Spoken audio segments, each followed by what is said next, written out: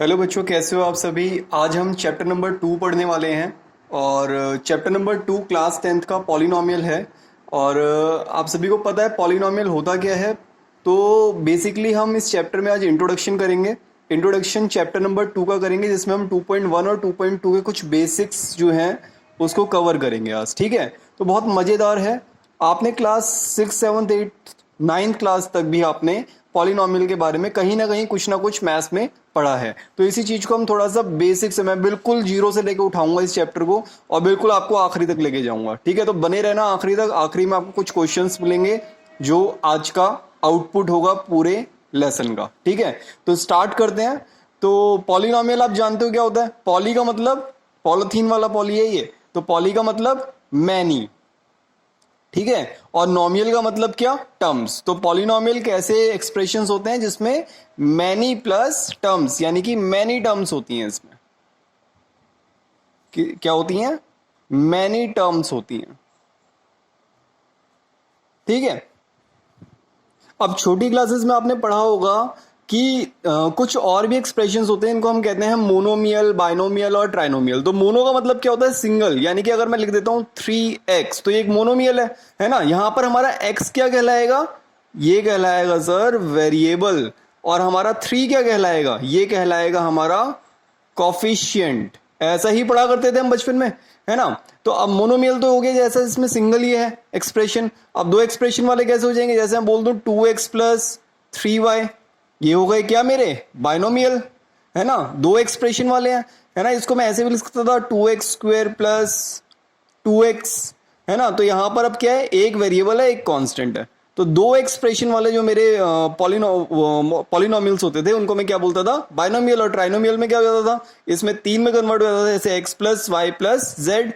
इसको मैं ऐसे भी लिख सकता था x³ plus x² plus x, है ना। तो ये कैसा हो जाता था, ये मेरा ट्राइनोमियल हो जाता था। तो मोनोमियल, बाइनोमियल और ट्राइनोमियल का ही अगला पार्ट आता है जिसको हम क्या कहते हैं, पॉलिनोमियल। तो हमने क्लास 9th में ही पढ़ा था पॉलिनोमियल, बहुत अच्छा चैप्टर था। सेकंड चैप्टर में हमने काफी कुछ पढ़ा था इस टॉपिक के बारे में। तो आज हम थोड़ा और आगे बढ़ते हैं। आपने 9th क्लास में पढ़ा होगा डिग्री ऑफ पॉलिनोमियल क्या होता है। क्या होता है डिग्री ऑफ पॉलिनोमियल, जल्दी से एक बार देखते हैं। The highest power of x, the highest power of x in a polynomial. Highest power, जैसे कि मैंने एक्सप्रेशन लिख दिया, आपके दिमाग में आंसर आ जाना चाहिए तुरंत ही। इसका पॉलिनोमियल का डिग्री क्या होगा, 2 होगा। मैंने एक्सप्रेशन लिख दिया x की पावर 4 प्लस एक्स प्लस 1, क्या होगा इसका डिग्री, 4 होगा। तो इस एक्सप्रेशन में हाईएस्ट पावर क्या है, पहले वाले एक्सप्रेशन में मेरी हाईएस्ट पावर थी 2, दूसरे वाले एक्सप्रेशन में मेरी हाईएस्ट पावर थी 4। ठीक है, तो ये मेरे क्या हो गए, डिग्री हो गए। तो अभी डिग्री ऑफ पॉलिनोमियल क्या होता है, highest power of a polynomial. ठीक है, तो अब पॉलिनोमियल जो है वो भी हमारे 3 टाइप्स के होते हैं। आज हम बिल्कुल बेसिक कर रहे हैं। आज की क्लास का मतलब क्या है कि वो पुराने जो गर्दे हैं उन्हें उड़ा देना, जो दिमाग में फंसे पड़े थे, कंसेप्ट फंसे पड़े थे। ठीक है, तो आज वो सारे कंसेप्ट खोल देंगे जो पुराने टाइम में शायद कहीं ना कहीं छूट गए थे, है ना। तो अभी देखते हैं पॉलिनोमियल में अगला क्या है मेरा। 3 टाइप्स के पॉलिनोमियल है। कौन कौन से, लीनियर पॉलिनोमियल, क्वाड्रेटिक पॉलिनोमियल और क्यूबिक पॉलिनोमियल। लीनियर पॉलिनोमियल कौन सा होगा, जिसमें मेरा डिग्री कितना होगा, 1 होगा। जैसे कोई एक्सप्रेशन उठा के दिखाओ ऊपर से, ये मेरा लीनियर पॉलिनोमियल है, यहाँ पे डिग्री कितना है, 1 है। अभी मैं क्वाड्रेटिक पॉलिनोमियल की बात करूं, डिग्री कितना हो जाएगा, 2 हो जाएगा। कोई क्वाड्रेटिक पॉलिनोमियल दिखाओ, ये रहा हमारा क्वाड्रेटिक पॉलिनोमियल। अभी क्यूबिक पॉलिनोमियल की बात करें, क्यूबिक पॉलिनोमियल में डिग्री कितना होगा, 3 होगा। कोई एक्सप्रेशन उठा के दिखाओ, ये रहा एक्सप्रेशन मेरा क्यूबिक पॉलिनोमियल का। झटाक से इन्हें कॉपी में लिख डालो, अभी वीडियो पॉज करो, इन्हें लिख दो पहले। ठीक है, अभी इसको लिखने के बाद हम इस बार के मेन मुद्दे वाले कंसेप्ट पे आते हैं। इस बार का मेन मुद्दा क्या है हमारा, इस बार का मेन मुद्दा है क्वाड्रेटिक पॉलिनोमियल। तो सभी जानते हो क्वाड्रेटिक पॉलिनोमियल को ax² plus bx plus c की फॉर्म में लिखते हैं। जैसे कोई एक्सप्रेशन लिख के दिखा देता हूं आपको, एक बार समझ जाओगे आप। जैसे मैं वो लिख रहा हूं x² प्लस 7x प्लस 10। देखो ax² plus bx plus c, तो ये कैसा पॉलिनोमियल हो जाएगा, क्वाड्रेटिक पॉलिनोमियल हो जाएगा। अब आपसे कई बार कई लोग कहते हैं सर क्वाड्रेटिक पॉलिनोमियल और क्वाड्रेटिक इक्वेशन में क्या डिफरेंस है। तो जहां पे इक्वेशन आते हैं ना, वहां पे इक्वालिटी का साइन आ जाता है। तो अगर a x square plus b x plus c equal to 0 है तो ये क्या बन जाएगी, क्वाड्रेटिक इक्वेशन बन जाएगी। और अगर a x square plus b x plus c ही लिखा हुआ है तो ये क्या बन जाएगा, ये हमारा कहलाएगा क्वाड्रेटिक पॉलिनोमियल। ठीक है, तो यानी कि अगर मैं x square plus 7x plus 10 की बात करूं तो ये क्या है, मेरा क्वाड्रेटिक पॉलिनोमियल। बट अगर मैं इसी के इक्वल में 10 लगा दूं, जैसे कि x square plus 7x plus 10 equal to में 0, तो ये क्या बन जाएगा सर, ये बन जाएगा क्वाड्रेटिक इक्वेशन। है आसान, मजेदार, आ रहा है मजा, आगे बढ़ते हैं चलो। ठीक है, अभी हमने एक्सरसाइज 2.1 और 2.2 का इंट्रोडक्शन करना है आज, बिल्कुल बेसिक करेंगे, ऐसा कि बिल्कुल मजा दिला देगा आखिरी तक। ठीक है, तो आगे बढ़ते हैं। अभी थोड़ा सा और आगे बढ़ते हैं, देखते हैं अगला कंसेप्ट क्या है। अगला कंसेप्ट कह रहा है a polynomial px having n degree means it has n solution. मतलब क्या कह रहा है ये, सॉल्यूशन का मतलब क्या है, याद करके देखो। 9th क्लास में जब मेरे पास क्वाड्रेटिक इक्वेशन हुआ करती थी, जैसे x square plus 5x plus 6 is equal to 0 quadratic equation हुआ करती थी, तो हम क्या करते थे, इसे सॉल्व करते थे। और इसे सॉल्व करने के बाद ये मैंने मिडल टर्म स्प्लिटिंग कर रखा है, इसी को कहते हैं मिडल टर्म स्प्लिटिंग। अब मिडल टर्म स्प्लिटिंग करने के बाद मेरे दो आंसर आते थे, है ना। देखो ये एक चीज ध्यान देने वाली है, अगर डिग्री 2 है तो आंसर्स भी 2 आते थे, अगर डिग्री 1 है तो आंसर कितना आएगा, 1 आएगा। यानी कि जितनी डिग्री होंगी उतने ही सॉल्यूशन निकल के आएंगे। आसान है एकदम बात, बिल्कुल मजेदार तरीके से समझ में आनी चाहिए। ठीक है, तो यानी कि अगर कोई एक्सप्रेशन लिख देता हूं x cube plus x is equal to 0, या फिर यहां 2 लगा दो, यहां 3 लगा दो, तो इस केस में पहले आप बता दोगे कि सॉल्यूशन कितने निकल के आएंगे इसके, जल्दी से खुद से ही बोल दो सॉल्यूशन कितने हैं, 3 सॉल्यूशंस हैं इसके। है आसान, कोई दिक्कत वाली बात ही नहीं है। तो अगर डिग्री 1 थी तो 1 सॉल्यूशन, डिग्री 2 थी 2 सॉल्यूशन, डिग्री 3 है तो 3 सॉल्यूशन निकल आएंगे। तो ये बात क्लियर हो गई। अभी फर्स्ट एक्सरसाइज के इंट्रोडक्शन में आपकी एनसीईआरटी की बुक में ही लिखी हुई हैं बातें।